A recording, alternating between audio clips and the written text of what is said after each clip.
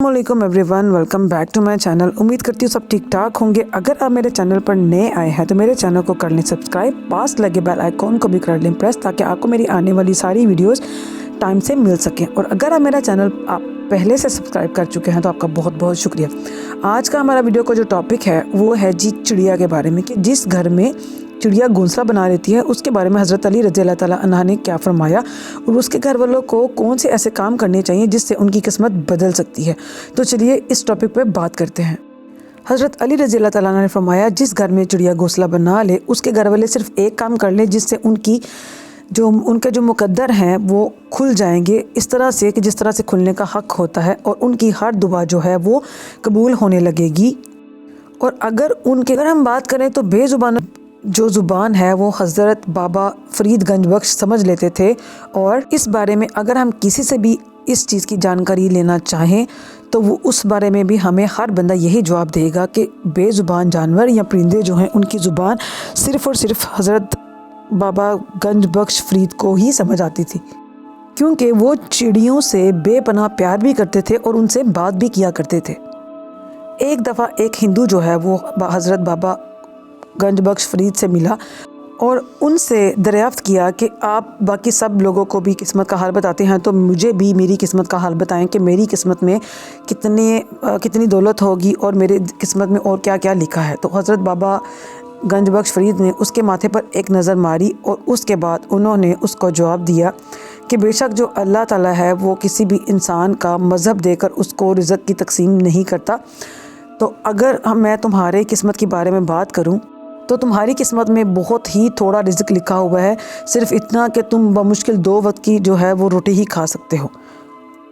तो इस पर उस हिंदू ने यह जवाब दिया कि अगर आप ये बात करें कि मैं इस्लाम कबूल कर लूँ या मैं कलमा पढ़ लूँ या मैं आपके अल्लाह का नाम लूँ तो वो बिल्कुल भी नहीं हो सकता।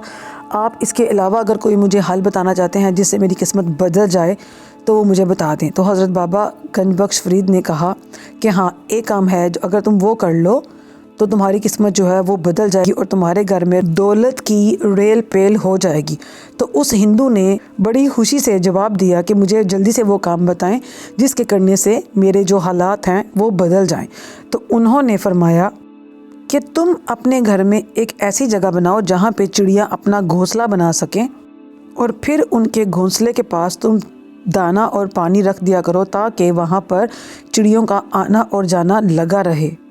उसके बाद जब चिड़ियों के अंडे देने का वक्त आएगा तो वो वहाँ पर आकर अपना घर बनाएंगी और वहाँ पर अपने अंडे देंगी। और जब अंडों में से बच्चे निकलेंगे और उसके बाद जैसे जैसे उसके बच्चे जो है वो बड़े होते जाएंगे, तुम्हारी किस्मत में जितनी भी बदनसीबी है वो उसके बच्चों के बड़े होने के साथ साथ कम होती जाएगी। और जैसे ही उसके बच्चे जो हैं वो उड़ना शुरू हो जाएंगे तो उसके साथ तुम्हारी जो घर की बदनसीबी है वो भी उसके साथ ही उड़ जाएगी।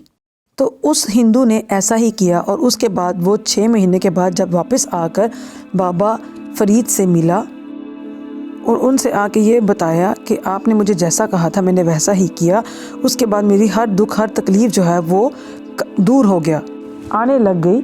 इससे पहले मैं अपने घर वालों को बमुश्किल सिर्फ 2 वक्त की रोटी ही खिला सकता था।